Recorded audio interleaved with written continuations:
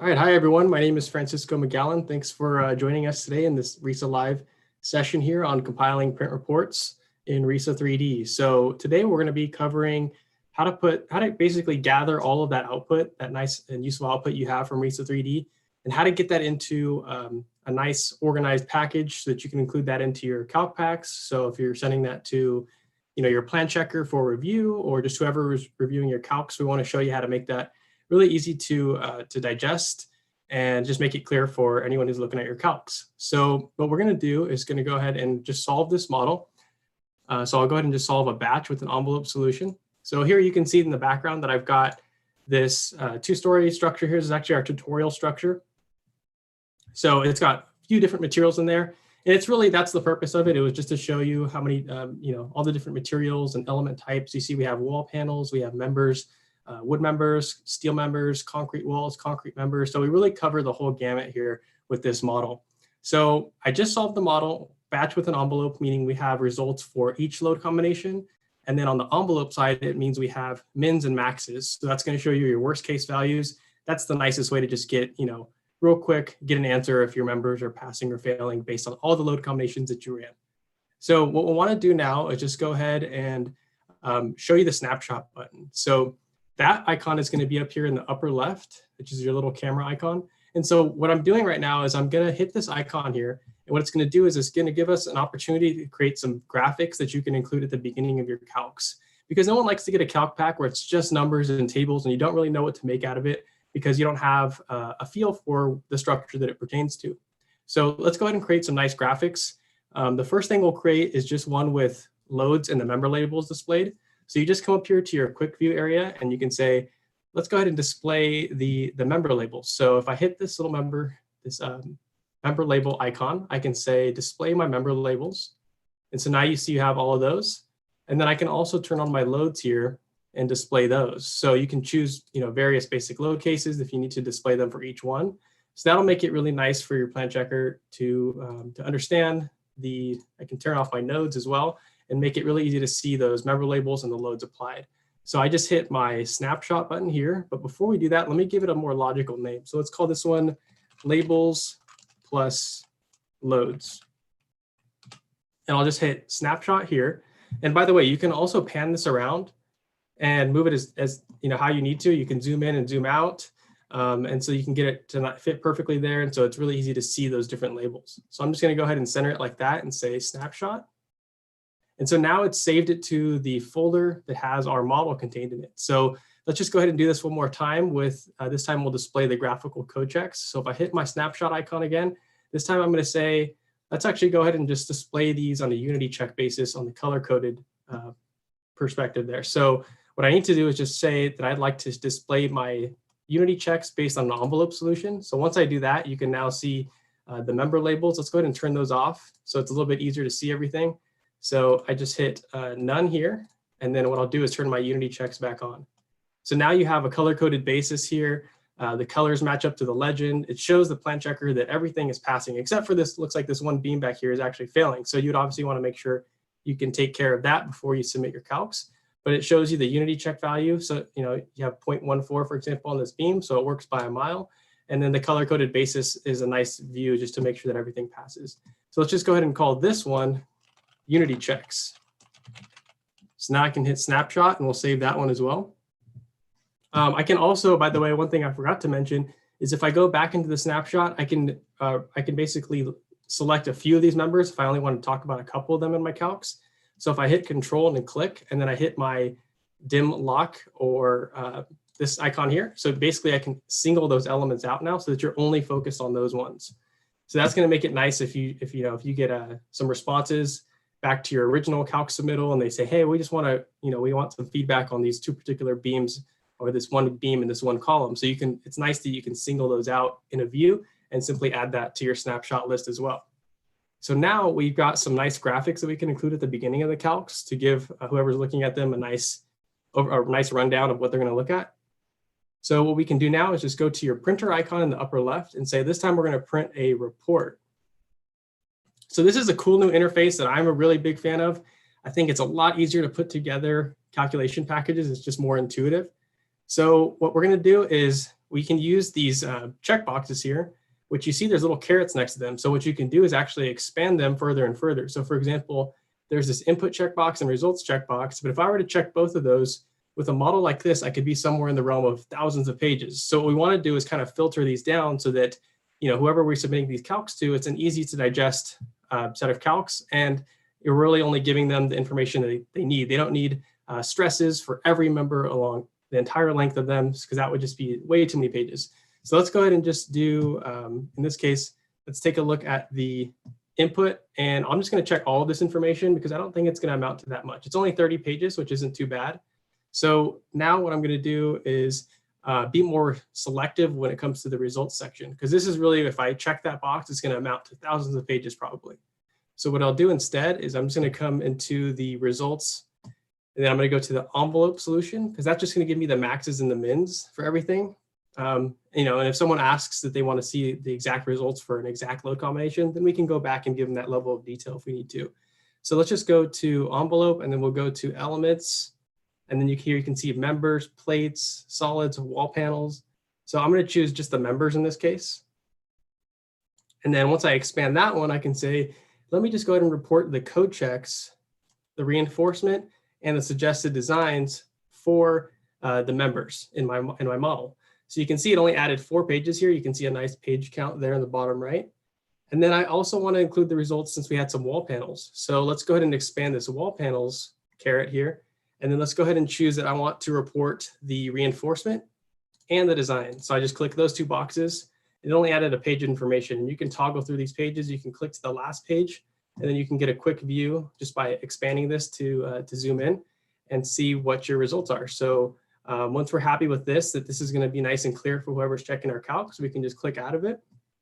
Another cool thing that we have is the filter option. So you can click this filter button here, and then what I can do now is go ahead and say, well, actually, I changed my mind. I only need to show my plan checker for members. I only need to show them the section set that's called concrete column, or any of these section sets that we created for that matter. So it's cool because you can just filter out on a really particular basis. So if I hit filter now, watch this, is 35 pages right now. And if I filter it, it's going to go all the way down to 22 pages because we took out a lot of information that didn't pertain to that particular column section set. So you can see here, it also tells you that you have a filter applied to this particular section. So it lets you know that a lot of information is being filtered out. So once we have that, we can also drag these sections here to actually move them within the project. So if I just click it and drag it, you can see that I can actually reorder it, and it'll live update here in my preview section on the right-hand side. You can also save a report template. And then you can also, actually, before we go to that, another cool thing that you can do is if you decide you don't need something, it's really easy to just click it, and you can drop it off to the left, and it gets rid of it in your print report. So you can do that really quickly and just get rid of items that you don't want in your print report. The other thing that's cool is that you can save this as a template. So if you work on a pretty similar project basis where everything's pretty similar and you know the output's going to be similar, you can actually save this as a template. So I'll just hit my ellipsis button here, and I can say, let me go ahead and create a new report for this one. And we'll call it building template, for example. So now that I know the info that I want out of this model, I can save that for later. I'm just going to go ahead and say OK to that. And so now you'll see it here. Every time you go into a new model and solve it, you can just click this template here for future use. So that's cool and really time saving as well. Once we have that taken care of, we can now go to detail reports tab. So right now we were in the spreadsheets tab, and we can jump into the detail reports tab. So once you jump into this tab, you have all of these different detail reports for all of these members on a per load combination basis. So it's kind of a lot of information there. So you can filter this down to an envelope basis, and you can see that the list of items here got a lot shorter. And then you can filter this out for our members and wall panels specifically. So all it is just you can check this box, and if I go to the bottom here, you can now see it says wall panel, custom WP3. And if I just go to my last page, you'll see that my detail report is now included in there. So that's one way of adding a detail report. The other way is going back into your 3D view. And what you can do here is if I hit my detail report button and I already know beforehand what I want to include, I can say, let me go ahead and add to full report. I can just hit that checkbox there. And so now when I go back to my report printing tab, I'll have this detail report for M140 in my case. shown here at the end of my calc pack. And so now I can also drag that and move that around in my calculation package, of course. And then I can also expand these calcs too. So if I got rid of this, jump back into my 3D view, and if I say, let me go ahead and take a look at that detail report again, but really the reason I'm including it is because I want the plan checker to see all of the expanded calcs. So if I hit expanded and hit OK, and then I add to the full report this time, it's going to be a lot more calcs because we're really showing each limit state check. So if I go back to report printing now, I can see that I've got my detailed envelope report there. And so if I go to the last page again, you can see that I now have all of those code checks there that are reported for us. So you can see if I zoom in, all of these are going to be nicely reported here for you. So that's a great way if you have a particular member that's kind of niche and you need to show off all the different equations that were performed to check it. That's a good way to show that to your plan checker. Lastly, we can go into the advanced tab, and then we can show how to add those snapshots that we took originally, right? Because those are important to have at the beginning of our calcs. So if I just expand this images section, I can say, I see this one that I called labels and loads, and then I also have the one that I called unity checks. So all I have to do is just check those two boxes.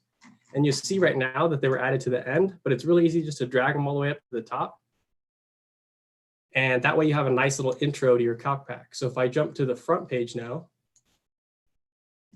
you can see that I have my graphic there that's going to show my plan checker the loads applied and make it really easy for them to digest the rest of the calcs there.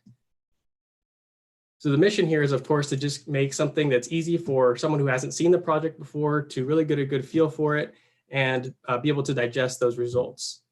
So we've added the images now. You can also add in an external image. So if I go to add item here, let's say that I wanted to include a floor plan of a screenshot of some of my drawings because that was going to make more sense to the calcs that I was doing. So I got this one, this screenshot that I took here called floor plan. So if I just click that and say open, if I go to the miscellaneous items now, I can just check that box. And if I go again to the end of my calcs, you'll see that it's here ready for me to look at. So if I just go ahead and jump to the last page and we can open that up, I can now have this included. This would be a nice page to have at the front of my calcs. My plan checker, a good idea of the building we're working on and the floor plan of it. So I can click out of that. And then the next thing we'll do is go ahead and show, well, we should take a look at the print preview already. So obviously you can really easily toggle through these pages. And then at this point, we've really put together a nice calc pack. So we've shows you all the bells and whistles that you kind of have available to you to really filter out certain items from your spreadsheet and make sure that it's concise, but also still valuable for someone to read. So at this point, all you have to do is just select your printer here, and then you can go ahead and hit print there. So in this case, we'll just probably want to go to PDF so you can see the final result. So what I've done already beforehand is I printed it to PDF, and so I've got it available to me now. So let's just jump to the first page.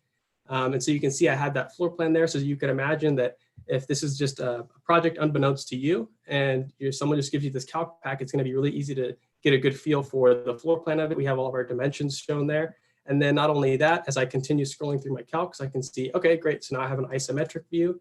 I have all my unity checks there. So someone's proving to me that everything's passing as far as the code checks go. And now I can really start diving into the specifics of things. So I can see that my node information is there, and I can really toggle through all of this information here. And then toward the end, which is probably the information that everyone cares about, is just that everything is passing. So we saw that graphically, and then we also see that in a spreadsheet format. So our loads are included there in a spreadsheet format. So you can see how much information there is and how it's an exercise in being concise so that your calcs can be thoroughly reviewed in a quick manner, but also be something that you can come back to and make sense of. So here we have our code checks for our wood. Everything is below 1.0 for the most part.